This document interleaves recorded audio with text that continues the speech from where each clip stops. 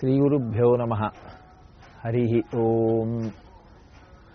మనకి అనేకమైనటువంటి పండగలు వస్తుంటాయి. ఈ పండగలన్నిటిలోకి కూడా భోగి పండగ, మకర సంక్రాంతి, కనుమ ఈ మూడు పండగలని చాలా విశేషంగా చేసుకుంటాం. ఎన్నో పండగలున్నా సంక్రాంతి పండగని పెద్ద పండగ అని పిలుస్తాం.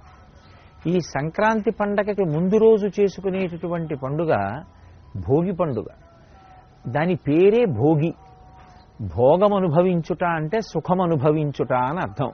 ఈ భోగి పండగ బాహ్యంలో చూస్తే శరీర పోషణార్థం కావలసినటువంటి పంటని, సుఖం అనుభవించడానికి కావలసినటువంటి ధనాన్ని చేకూర్చేటటువంటి రోజులు కనుక దానికి భోగి పండగ అని పేరు.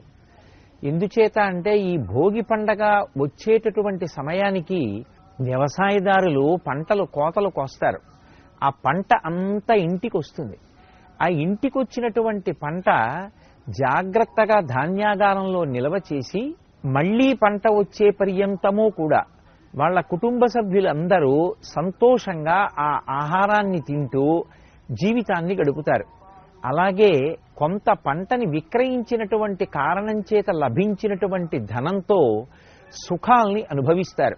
అందుకే భోగి పండగ అని పిలవడానికి కారణం ఏమిటి అంటే మనిషి బాహ్యమునందు సుఖపడడానికి కావలసినటువంటి ధాన్యమంతా కూడా వచ్చేటటువంటి కాలం.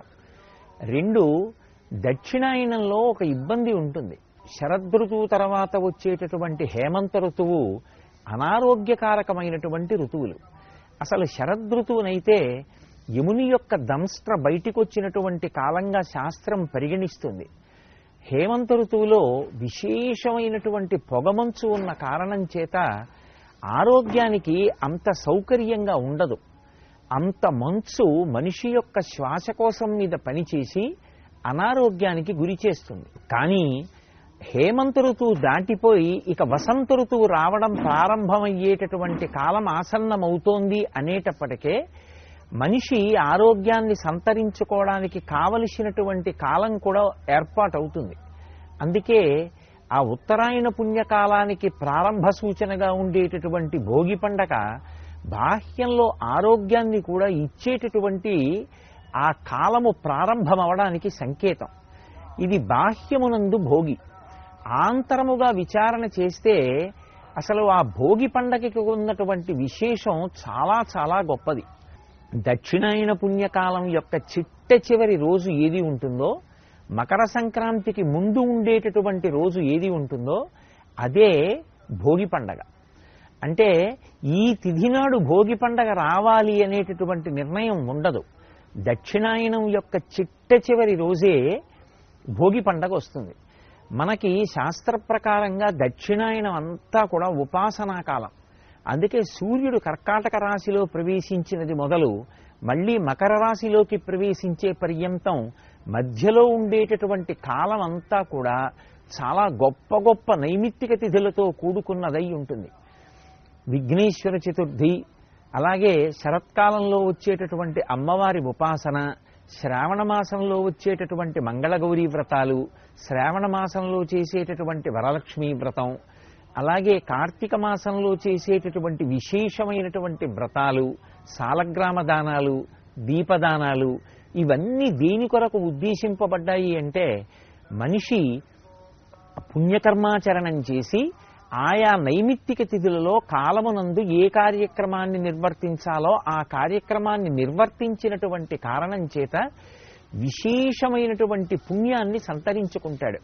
ఆ పుణ్యం దేని కొరకు ఉపయోగపడాలి అంటే మళ్లీ ఏదో ఉత్తర జన్మలలో ఆ పుణ్యాన్ని అడ్డుపెట్టి సుఖాన్ని పొందాలి అనేటటువంటి కోరిక కన్నా కూడా ఆ పుణ్యం చిత్తశుద్ధిని ఏర్పాటు చెయ్యడానికి పనికి రావాలి అని కోరుకున్నవాడెవరుంటాడో అటువంటి వాడికి ఈశ్వరుని యొక్క కృపాకటాక్ష వీక్షణం చేత ఆ నైమిత్తిక తిథుల యందు చేసినటువంటి కర్మాచరణము వలన కలిగినటువంటి ఫలం చిత్తశుద్ధిని కల్పించడానికి సాధనంగా మారుతుంది.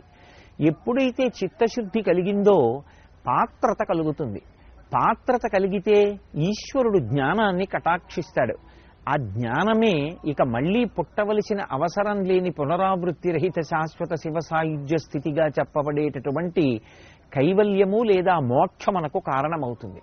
విహిత కర్మాచరణం చెయ్యడానికి కావలసినటువంటి నైమిత్తిక తిథులన్నీ కూడా విశేషమైనటువంటి సమాహార స్వరూపంతో ఉండేది దక్షిణాయన పుణ్యకాలంలో. అందుకే దక్షిణాయనంలో చేసినటువంటి ఉపాసన యొక్క సిద్ధి ఎప్పుడు జరుగుతుంది అంటే ఉత్తరాయణంలో జరుగుతుంది. అందుకే ఉత్తరాయణ పుణ్యకాలం ప్రారంభమైంది అంటే స్వర్గద్వారాలు తెరిచారు అంటారు. అంటే దక్షిణాయన పుణ్యకాలంలో చేసినటువంటి ఉపాసన యొక్క ఫలితంగా మనుష్యుడు ఉత్తమమైనటువంటి లోకాలని చేరుకోవడానికి కావలసినటువంటి అర్హతని పొందుతాడు. అందుచేత మనిషి ఆంతరముగా భోగం అనుభవించడానికి కావలసినటువంటి స్థితిని పొందాడు. విడుదలయే మోక్షమం. అటువంటి మోక్షాన్ని పొందడమే జీవితంలో నిజమైనటువంటి భోగి. అటు ఆధ్యాత్మికంగా భగవంతుని యొక్క అనుగ్రహాన్ని సంపాదించుకోవడానికి కావలసినటువంటి కాలము అయి ఉండడం ఒకెత్తు, లౌకికమైనటువంటి కోర్కెలకి మేం దూరంగా ఉండి ఆంతరమనందు భగవంతుడికి దగ్గరగా ఈశ్వరకామం పెంచుకుంటామని చెప్పడానికి సూచనగా భోగిమంట అని వేస్తారు.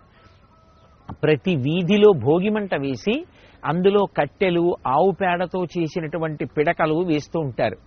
అంటే దాని అర్థం మేము లౌకిక కామాన్ని కాల్చేసుకుని ఈశ్వర కామాన్ని పెంపొందించుకునే ప్రయత్నం చేస్తామని.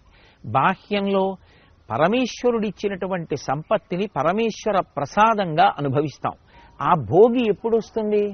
లౌకికమైనటువంటి కామమంతా కాలిపోయి ఈశ్వర కామం ఒక్కటే మిగిలిపోతే, ఆ ఈశ్వర కామమే నిరతిశయ భక్తిగా మారితే, ఆ భక్తి వలన చేసిన కర్మాచరణము చేత చిత్తశుద్ధి చేత పాత్రత కలిగితే, పాత్రత వలన జ్ఞానము కలిగితే, జ్ఞానము వలన భోగి.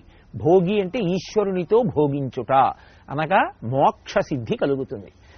ఇది కలుగుతుంది అని దక్షిణాయనంలో చేసిన ఉపాసనకి సిద్ధిని ప్రకటనమయ్యేటటువంటి రోజుగా చెప్పబడినటువంటి విశేషమైన తిథి కనుక దానికి ఇక ప్రత్యేకంగా ఒక తిథి నిర్ణయం చెయ్యరు.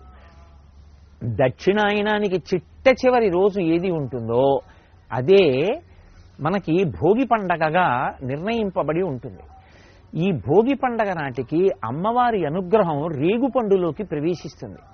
అందుకే చిన్నపిల్లలకి జాతకరీత్యా ఏవైనా ఇబ్బందులుంటే తొలగించడానికి వాళ్ళేదో కూర్చుని పెద్ద పెద్ద యజ్ఞయాగాది క్రతువులను నిర్వహించలేరు కనుక చిల్లర పైసలు, బంతి పూలు, రేగుపళ్ళు, చెరుకు ముక్కలు, కొబ్బరి ముక్కలు ఇటువంటివి కలిపి పెద్దవాళ్ళు పిల్లల్ని కూర్చోపెట్టి వాళ్ళ మించి ఈ పదార్థాన్ని కిందకి విడిచిపెడతారు. ఈ పదార్థాలు వాళ్ళ తలమించి కిందకి పడిపోతే భోగి పీడ తొలగిపోయి వాళ్ళు సంతోషంగా జీవితం గడపడానికి ఏ అనారోగ్యము ప్రతిబంధకంగా వచ్చేటటువంటి అవకాశం ఉంటుందో అటువంటి అవకాశము తొలగిపోయి వాళ్ళు ఉత్తరోత్తర జీవితంలో సంతోషంగా ఉండడానికి కావలసినటువంటి వ్యవస్థ ఏర్పడుతుంది. అందుకే భోగిపీడ తొలగించుకునేటటువంటి అద్భుతమైనటువంటి రోజు భోగి పండగ.